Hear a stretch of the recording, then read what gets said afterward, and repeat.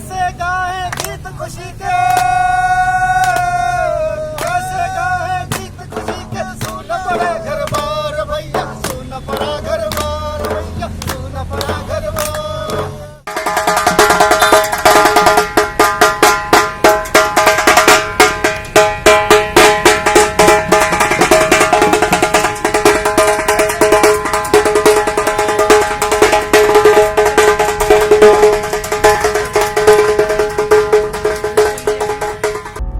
सुने साज सुने सरकार। 2 जून की रोटी के लिए सरकार से गुहार लगाते रोहतक के कलाकारों ने लगभग 2.5 महीने से सूने पड़े अपने साजों की पंडित श्रीराम रंगशाला के सामने नुमाइश लगाई। ढोलक, हारमोनियम, नगाड़ा, ढोल, ताशा, सारंगी, गिटार, खड़वा, बेंजो सब मार्च के बाद से घर पर पड़े धूल खा रहे हैं और इन्हें बजाकर अपने परिवार का पेट पालने वाले फनकार 2 जून की रोटी को मोहताज हो गए हैं। लॉकडाउन से उनका सारा काम धंधा चौपट हो गया है। न सांस्कृतिक कार्यक्रम हो रहे हैं, न जागरण ऑर्केस्ट्रा, न नाटक प्रदर्शन और न विवाह उत्सव। यहीं से चलती थी इनकी रोजी रोटी। लेकिन अगले कई माह तक ऐसे आयोजन होने मुश्किल हैं। इसके बावजूद ना तो केंद्र और ना ही राज्य सरकार इनकी ओर ध्यान दे रही है। अपनी पीड़ा का इजहार करते हुए सरकार का ध्यान आकृष्ट करने के लिए इन्होंने रोष प्रदर्शन किया और लोगों से भीख मांगकर ये दिखाने की कोशिश की कि इनके हालात कितने खराब हो चुके हैं। देखिए, मांग नहीं है बल्कि हम तो भिखारी बना दिए हैं। कला, संस्कृति, साहित्य ये समाज के, ये राष्ट्र की बहुत बड़ी पूंजी होती है। ये आगे ले जाने का बहुत सशक्त माध्यम होता है। और जब यही चीजें खत्म हो जाएंगी समाज से, राष्ट्र से, तो उसका बचेगा क्या। इसलिए हमारी कोशिश ये है कि जो हमारे कलाकार साथी हैं उन्हें नियमित तौर पर सहायता मिले। मैं तो बल्कि ये गुजारिश कर रहा हूँ जो हमारे पढ़े लिखे कलाकार साथी हैं, स्कूल्स में, यूनिवर्सिटीज में, कॉलेजेस में, गवर्नमेंट डिपार्टमेंट्स में उनको नौकरी दे। जब खिलाड़ियों को नौकरी मिल सकती है, जब आरक्षण के लोगों को नौकरी मिल सकती है, तो कलाकारों को क्यों नहीं। लॉकडाउन के बाद सब कुछ एकदम से ठप हो गया है। उनके पास आज 2 जून की क्या एक वक्त की रोटी का भी कोई सहारा नहीं बचा है। ऐसे में वो कहाँ जाएं? सरकार की जिम्मेदारी है।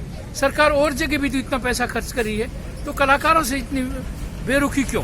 हालात तो अच्छे नहीं हैं और जितने भी कलाकार हरियाणा में हैं, जितनी भी आवाज़ें उठा रहे हैं, सरकार का हमारी तरफ को ध्यान ही नहीं आ रहा है। तो कहने का मेरा ये है कि जो हमने प्रदर्शन किया है, जो हमारे जितने भी कलाकार हरियाणा के हैं, सबका भला हो।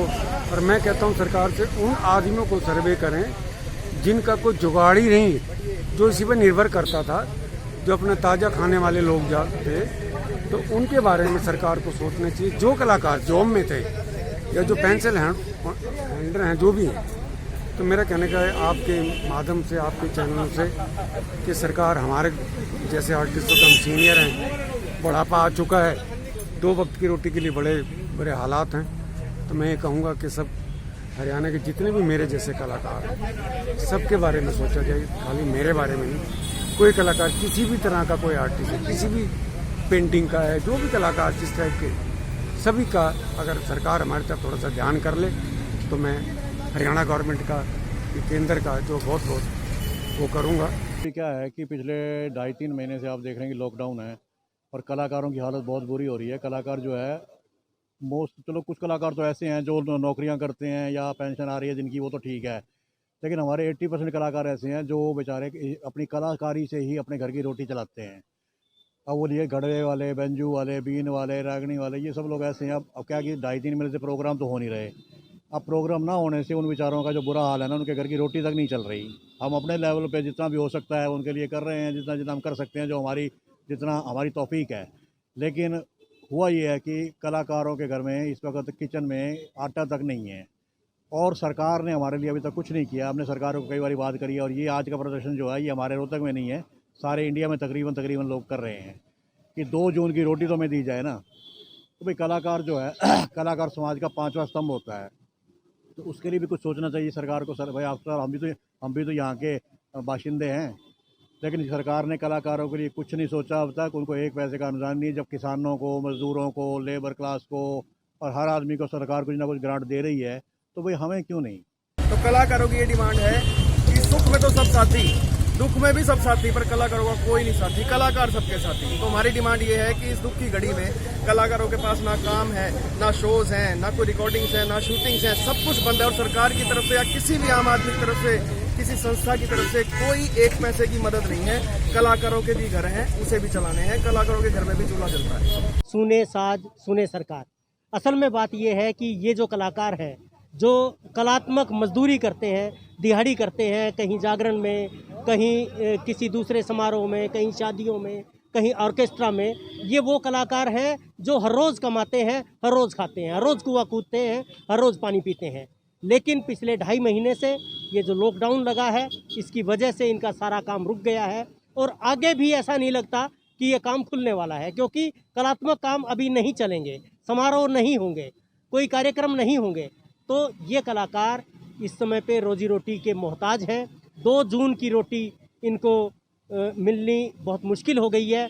कोई रेहड़ी लगा रहा है, कोई सब्जी बेच रहा है, कोई अखबार बांट रहा है, ऐसे काम करने पड़ रहे हैं इन कलाकारों को, जबकि ये वही कलाकार है जो सरकार की नीतियों को जन जन तक पहुंचाने का काम करते हैं। कुल मिलाकर कलाकार चाहते हैं कि सरकार इन्हें कम से कम इतनी आर्थिक सहायता तो दे कि जब तक हालात सामान्य नहीं हो जाते तब तक ज़रूरतमंद कलाकर्मियों के घर का चूल्हा जलता रहे, वरना कोरोना से पहले भूख इन्हें मार डालेगी, इन्हें हताशा, निराशा और अवसाद के अंधे कुएं में धकेल देगी।